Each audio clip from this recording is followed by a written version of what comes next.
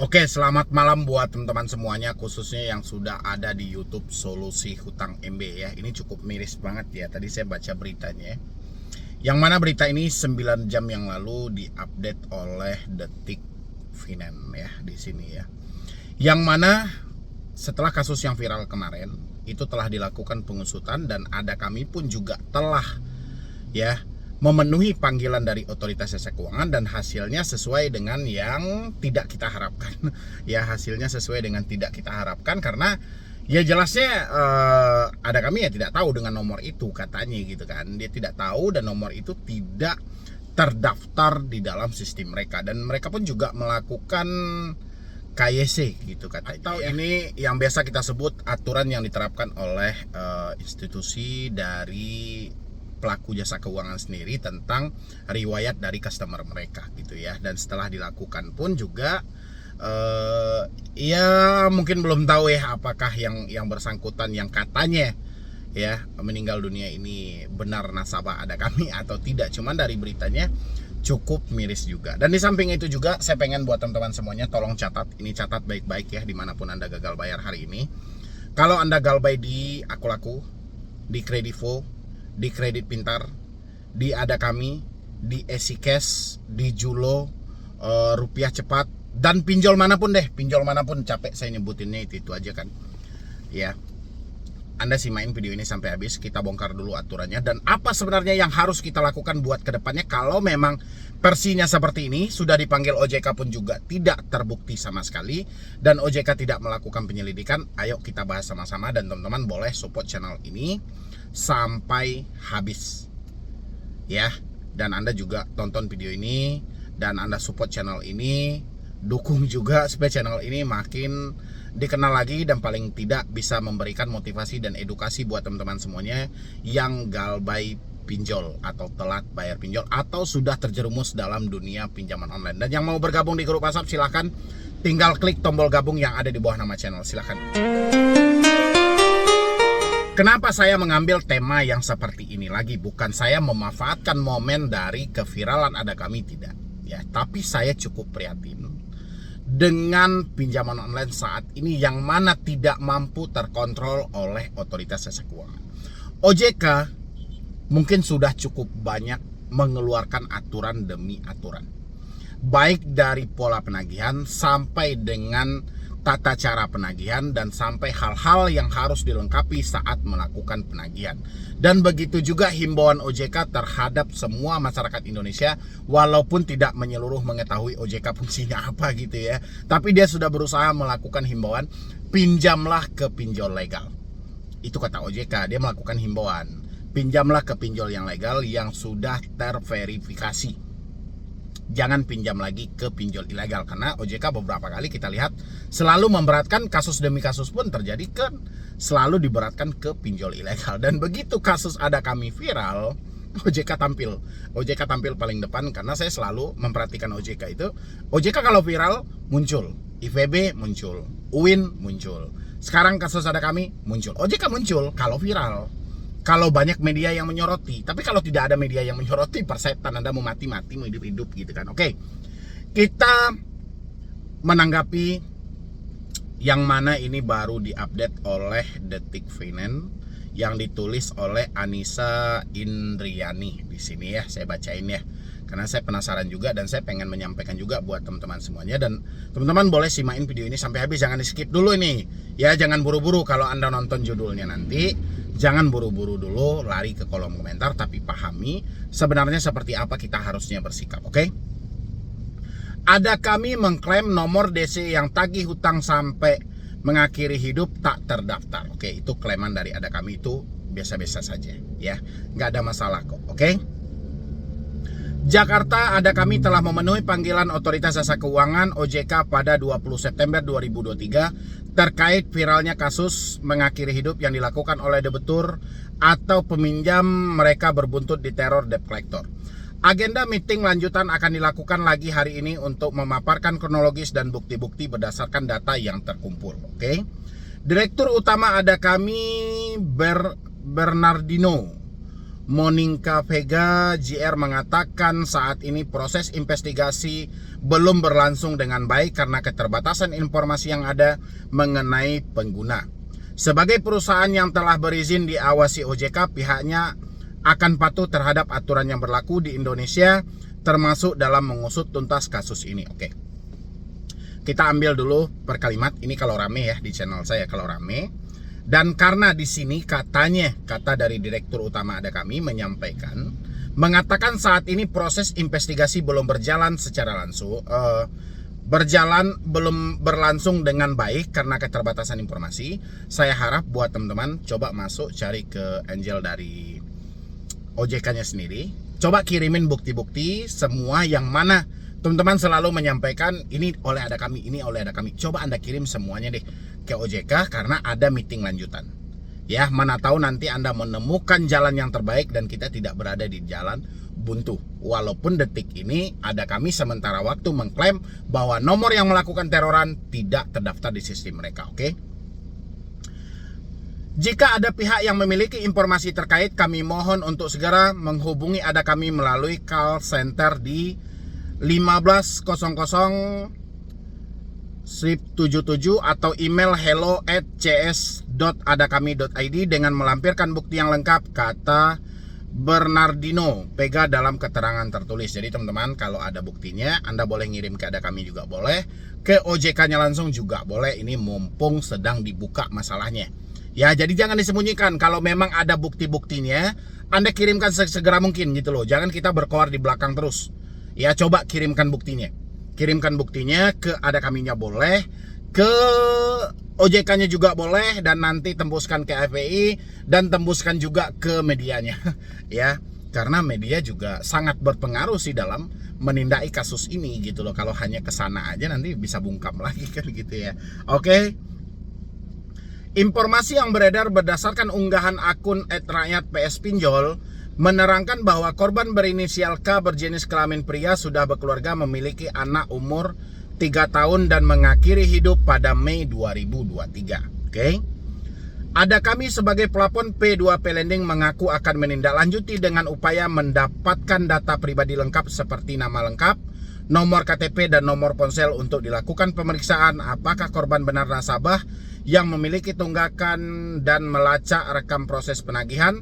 Hal ini disebut sesuai dengan prosedur yang berlaku dalam hal penegakan proses KYC ya. Seluruh pengguna layanan Ada Kami, oke? Data pribadi itu menjadi kunci keberlangsungan investigasi yang menyeluruh dan untuk memastikan setiap aktivitas yang terjadi di plafon Ada Kami sesuai dengan hukum dan regulasi yang berlaku, tutur Bernardino Vega.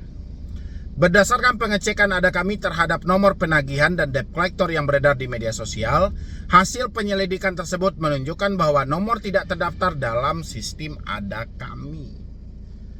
Komentar Anda gimana? Saya baca lagi ya. Berdasarkan pengecekan Ada Kami terhadap nomor penagihan atau debt collector yang beredar di media sosial, hasil penyelidikan tersebut menunjukkan bahwa nomor tidak terdaftar dalam sistem Ada Kami. Ya, tidak terdaftar dalam sistem dia karena ya kalau Ada Kaminya menagih pasti ada logo Ada Kaminya, begitu nggak sih? Ada logo Ada Kaminya. Kalau di luar dari itu ya bisa aja penipuan, fraud dan segala macam gitu ya. Oke lah, oke, saya cuma tertawa aja. Apabila memang terbukti terjadi tindakan pelanggaran penagihan dengan kekerasan seperti yang dilaporkan, pihaknya mengaku siap menjalankan tindakan hukum. Oke. Di sini saya cuma usul ya buat OJK dan pihak Ada Kami. Oke. Kalau benaran ini mau dibongkar, saya berharap jangan hanya ada OJK dan Ada Kami. Hadirkan juga dari pihak kepolisian. Biarkan kepolisian yang melakukan penyelidikan karena kepolisian juga mempunyai cyber crime-nya untuk melacak nomor tersebut. Ya, benar atau tidak nomor itu selalu mengatasnamakan Ada Kami atau gimana gitu loh. Tapi kalau hanya Ada Kami dan OJK, rasa saya nantinya takutnya kepercayaan publik pun tidak sepenuhnya ada. Ya, jadi untuk mengklarifikasi hal ini, ya kalau bisa dihadirkan juga dari pihak kepolisian. Karena ini urusan pidana kan, yang bisa melakukan penyelidikan yang tuntas itu bisanya dari pihak kepolisian. Jadi dari OJK nanti bisa memberikan jalan pihak kepolisian masuk dalam ranah ini. Biar dia bisa mengusut kasusnya, direntet dulu, dilakukan penyelidikan dulu, ya, dicari-cari dulu, dibikin BAP-nya. Nanti akan terungkap. Ya, tapi kalau hanya dihadirkan pihak ada kami dan OJK, rasa saya kesulitan nanti mencari buktinya. Ya, kan cuma ada kami satu, OJK satu. Jadi kesulitan nanti mencari buktinya. Ya, hadirkanlah dari instansi lain seperti kepolisian mungkin, atau tim-tim independen yang mencari fakta di luar dari OJK dan ada kami. Pasti akan terbongkar. Ya, kalau memang ada kami, kalau nggak ada kami pasti nggak ada kami. Gitu ya. Ini soal kepercayaan publik nih, karena publiknya itu kan kita lihat sudah rame itu kan di media sosial ada kami, dari Instagram ada kami kan sudah rame itu. Ada juga dibilang ada postingan saya yang dihapus dan bla bla bla bla. Banyak komentarnya, bahkan komentarnya hari tadi saya tengok masih sekitaran 2.500-an. Ya, komentar yang ada di situ. Gila ya. Oke, kita lanjutkan ini dulu. Nanti kita bahas juga lagi pinjol-pinjol yang lainnya ya, oke? Ada kami akan menindak tegas pelaku penagihan yang tidak sesuai dengan Code of Conduct yang telah ditetapkan regulator. Ada kami akan bekerja sama dengan otoritas yang berwenang untuk memastikan bahwa tindakan yang perlu diambil akan dilaksanakan dengan cepat dan efektif, ucapnya. Oke. Saya berharapnya sih seperti itu ya. Pihak ada kami benar-benar menindak tegas dalam hal itu supaya ini bisa lurus loh. Yang mana nama ada kami kan cukup viral nih ya, karena iklan ada kami kan bisa bermunculan di mana-mana. Jadi pasti orang sudah mengenal dong. Tapi dengan kejadian seperti ini pastinya tercoreng besar nama ada kaminya ya, hanya gara-gara kesalahan seseorang yang mengaku dari pihak ada kami. Kan ini yang jadi masalah. Ya, coba libatkan pihak berwenang, pihak berwajib gitu loh. Oke, saya lanjut lagi nih. Asosiasi Fintech Pendanaan Bersama Indonesia (AFPI) yang juga turut mendampingi pertemuan dengan OJK mengaku akan menindaklanjuti dengan mengecek apakah benar ada pelanggaran yang dilakukan anggota terkait kasus ini dengan tidak menjalankan proses bisnis sesuai dengan COC ya, atau justru ada pihak lain yang mengatasnamakan. Oke. Jadi gini aja ya, kalau saya boleh usul, kalau pendapat saya bisa dipakai ya, dari ada kami, dari petinggi OJK, dari petinggi AFPI. Saya rasa tiga instansi ini tidak usah melakukan penyelidikan. Coba serahkan sepenuhnya urusan ini ke pihak kepolisian. Ya, saya rasa lebih real ini. Coba serahkan ke pihak kepolisian atau bentuk tim independen pencari fakta. Ya, tapi kalau AFPI bekerja, OJK bekerja, ini kapan mau dilakukan? Sementara di tengah kesibukan OJK saat ini kan OJK lagi sibuk tuh, OJK lagi sibuk untuk ngurusin investasi ini, ngurusin literasi ini. AFPI juga seperti itu kan, sibuk juga ngurusin yang begana, ngurusin yang ini kan, kasihan. Ya, ada kami juga seperti itu kan, sibuk juga, nasabah dia kan banyak kan. Ya, makanya serahkan aja ke pihak kepolisian kalau memang benar, oke? Kita harus cek apakah ini sebenarnya ada kami melakukan kesalahan atau ada pinjol ilegal lain yang sengaja mencari masalah dengan mencatut nama ada kami. Ya, bisa jadi aja pinjol ilegal lain gitu, tapi biarkan polisi yang membuktikan ya. Plafon berizin OJK anggota AFPI.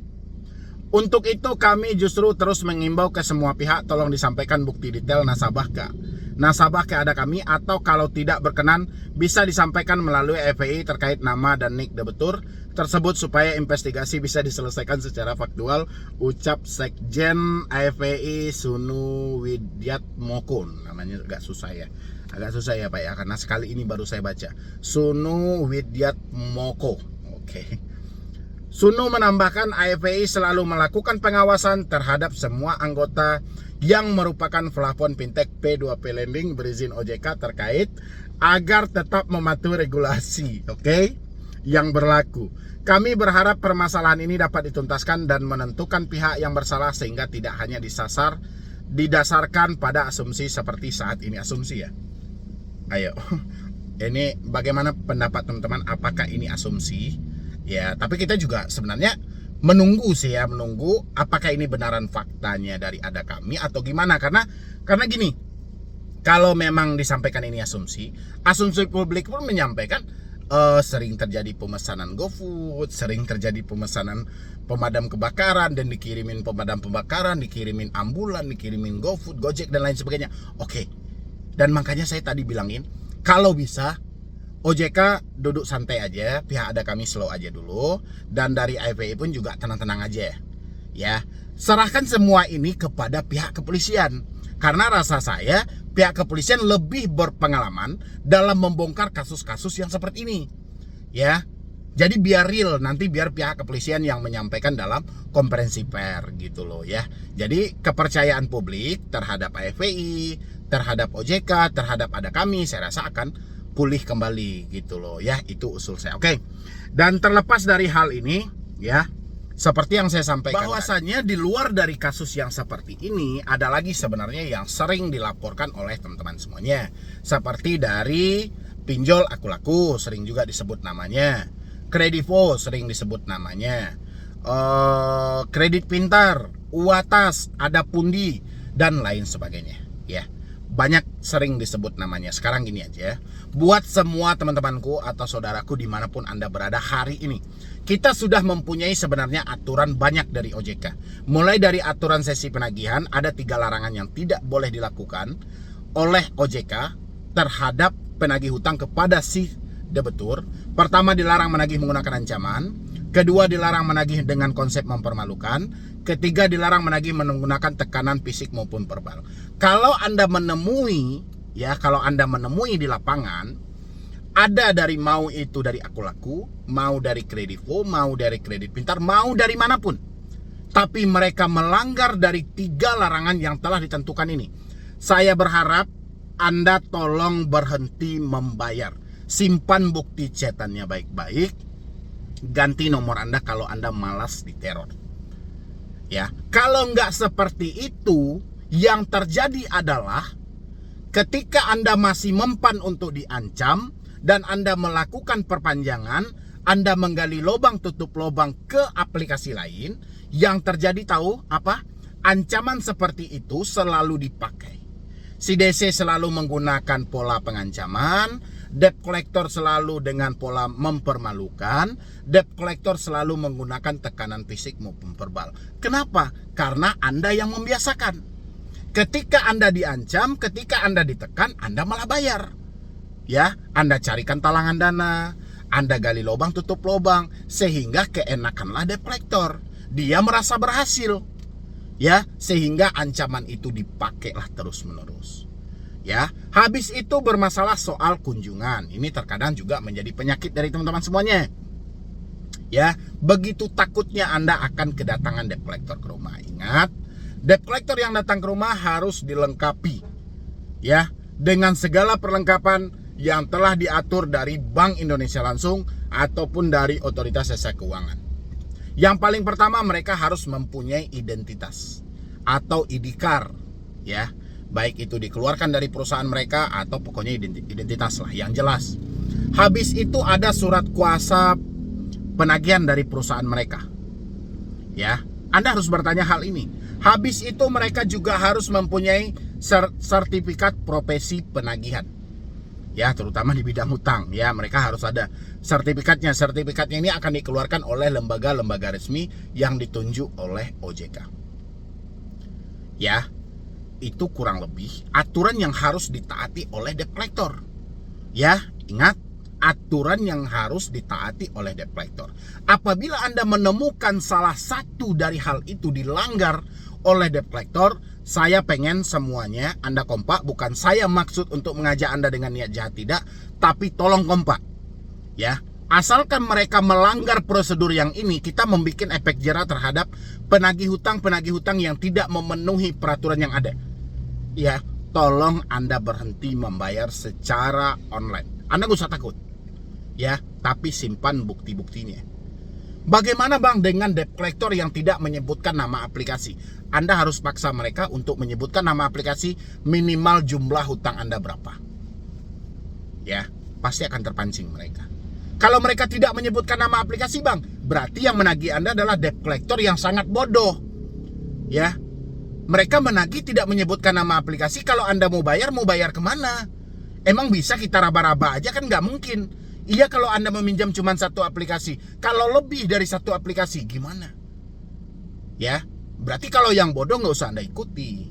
Ya kayak gitu ya buat teman-teman semuanya. Jadi jangan ada lagi cerita, Bang DC ini datang Bang, DC ini datang nggak, DC ini ada nggak. Jangan ada cerita kayak gitu lagi. Kalau kita masih pakai yang begituan, ini perkara pinjol tidak akan pernah selesai.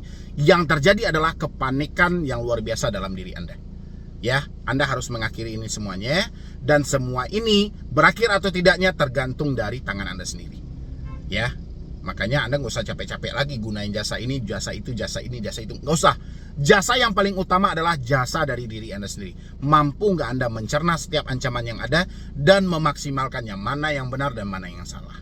Ya, mungkin dari saya cuma itu aja. Buat teman-teman semuanya, kita berdoa aja mudah-mudahan dengan adanya kasus hari ini, karena ada nama ada kami, mudah-mudahan kasus ini bisa terbukti dan bisa lebih jelas lagi. Apakah memang ada kami bersalah atau memang tidak bersalah ya. Nanti biarkan mereka mencari faktanya dulu melalui tim investigasi mereka, dan mana tahu mereka juga mengikut sertakan dari pihak kepolisian supaya ini benar-benar jelas dan arahnya tahu gitu loh. Ya, kita tunggu aja soal hasilnya. Dan buat teman-teman semuanya jangan lupa juga untuk disupport channel ini, didukung channel ini. Mudah-mudahan channel ini makin berkembang lagi dan saya makin semangat lagi dalam memberikan motivasi dan edukasi buat Anda semuanya. Ya, jadi sekian dulu dari saya, Medi Broni. Wassalam.